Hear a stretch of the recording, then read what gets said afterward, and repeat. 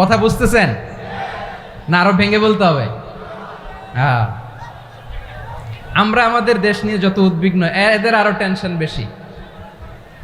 বলেন আমাদের দেশে শান্তি আছে না নাই? আমরা হিন্দু মুসলিমে কখনো দাঙ্গা লাগে? আসতে বলেন কেন লাগে? ওদের পূজা পার্বণে আমাদের মাদ্রাসার ছেলেরা যে পাহারা দেয়, চিল্লায় বলেন ঠিক কিনা? আমাদের তাফসির মাহফিলের সময় ওরা ডিস্টার্ব করেন, ঢোল বাজায় না। ওদের পূজা পার্বণের সময় আমাদের তাফসির মাহফিলের ডেট হলে আমরা চেঞ্জ করে দেই।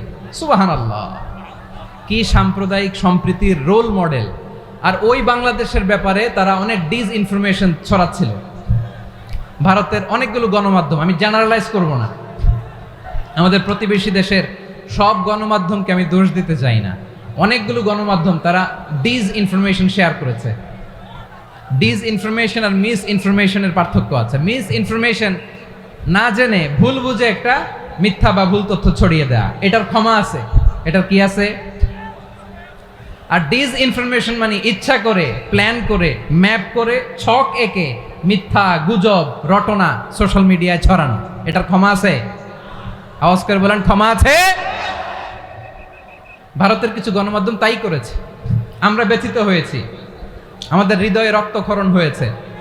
আমাদের প্রতিবেশী দেশকে বলতে চাই, আমাদের দেশ নিয়ে আপনাদের ভাবার দরকার নাই, নিজের চরকায় তেল দেন, নিজের দেশ নিয়ে ভাবেন।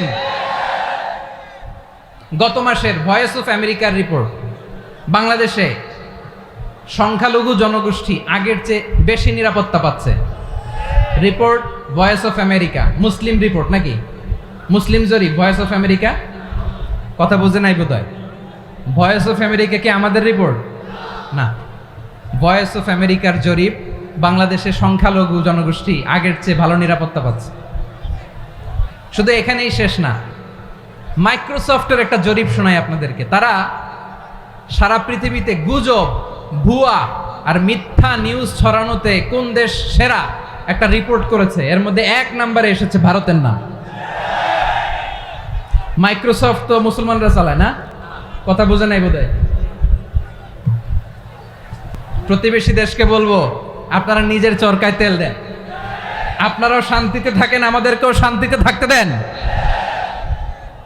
সব চেঞ্জ করা যায়, প্রতিবেশী চেঞ্জ করা যায় না। আমাদের ল্যান্ড তাদের ল্যান্ড, পাশাপাশি। আমরা চাই তারাও সুখে থাক, আমরাও সুখে থাকি, ঠিক কিনা? কিন্তু প্রতিবেশী হলে বন্ধুত্বপূর্ণ আচরণ করতে হয়। প্রতিবেশী যদি বন্ধু না হয়ে প্রভু হতে চায়, এরকম দানব প্রতিবেশী কেউ চায় না। ভারত যদি বন্ধুত্ব উপহার দেয়, আমরাও বন্ধুত্ব দিব, কি বলেন? তারা যদি বন্ধু সুলভ আচরণ করে, আমরাও বন্ধুত্ব উপহার দেব। কারণ আমাদের পররাষ্ট্র নীতি হচ্ছে সবার সাথে বন্ধুত্ব, কারোর সাথে বৈরিতা নয়। আলহামদুলিল্লাহ বলেন, কত চমৎকার পলিসি আমাদের। আমরা নির্বিবাদী, আমরা বাংলাদেশিরা শান্তিকামী, we are proud of that. এজন্য আমরা গর্ববোধ করি। আমাদের পররাষ্ট্র নীতি সবার সাথে বন্ধুত্ব, কারোর সাথে শত্রুতা নয়। তাই প্রতিবেশী দেশকে বলবো, আমার ভাইয়েরা, আপনারাও আমাদের ভাই, বন্ধুত্ব দিলে বন্ধুত্ব পাবেন। বন্ধুত্ব ইজ ওয়েলকাম, দাদাগিরি নয়। বন্ধুত্ব ওয়েলকাম, দাদাগিরি নয়, লাউড এন্ড ক্লিয়ার। ভারত যদি বন্ধুত্ব দেখায়, বন্ধুত্ব পাবে। কিন্তু ভারত যদি বাংলাদেশে আধিপত্যবাদ বিস্তার করতে চায়, বাংলাদেশের 18 কোটি জনগণ সেটা রুখে দেবে। ভারত যদি গৌর গোবিন্দের ভূমিকায় নামতে চায়, দেশের 18 কোটি মুসলমান শাহজালালের ভূমিকায় নামবে। প্রিয় ভাইয়েরা, আমরা বন্ধুত্বে বিশ্বাসী, শত্রুতায় নই, ঠিক কিনা বলেন? আল্লাহ আমাদেরকে বোঝার তৌফিক দান করুক। তাহলে এই যে তারা বলেছে এদেশে সংখ্যালঘুরা কষ্টে আছে, দুঃখে আছে, এটা কি ঠিক? বলেন এটা কি ঠিক? না, তারা ডিসইনফরমেশন শেয়ার করেছে, এটা ঠিক নয়। আমার প্রতিবেশী বন্ধু রাষ্ট্রকে বলবো, আপনারা এটা করবেন না, এটা করবেন না। আমরা শান্তিতে আছি, আপনারাও শান্তিতে থাকেন, আমাদেরকেও শান্তিতে থাকতে দেন। এই যে চিটাগাংয়ের অ্যাডভোকেট আলিফ হত্যাকাণ্ডে গোটা বাংলাদেশ আমরা ধৈর্যের পরাকাষ্ঠা দেখিয়েছে, চিল্লায় বলেন ঠিক কিনা? আমাদের নেতা আমাদেরকে ডেকেছে, আমরা শান্ত থেকেছি। আমরা শান্ত থাকতে চাই, আমরা ঐক্যবদ্ধ থাকতে চাই। যে কোনো ষড়যন্ত্র রুখে দেওয়ার জন্য ঐক্যবদ্ধ প্রচেষ্টার কোনো বিকল্প নাই।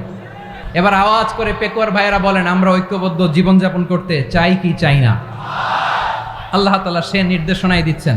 আল্লাহ তাআলা ইরশাদ করছেন, ওয়া'তাসিমু বিহাবিলিল্লাহি জামিআন ওয়া লা তাফাররাকু ওয়াযকুরু নি'মাতাল্লাহি আলাইকুম إذ كنتم أعداء فألف بين قلوبكم فأصبحتم بنعمته إخوانا وكنتم على حفرة من النار فأنقذكم منها كذلك يبين الله لكم آياته لعلكم تهتدون الله أكبر পড়েন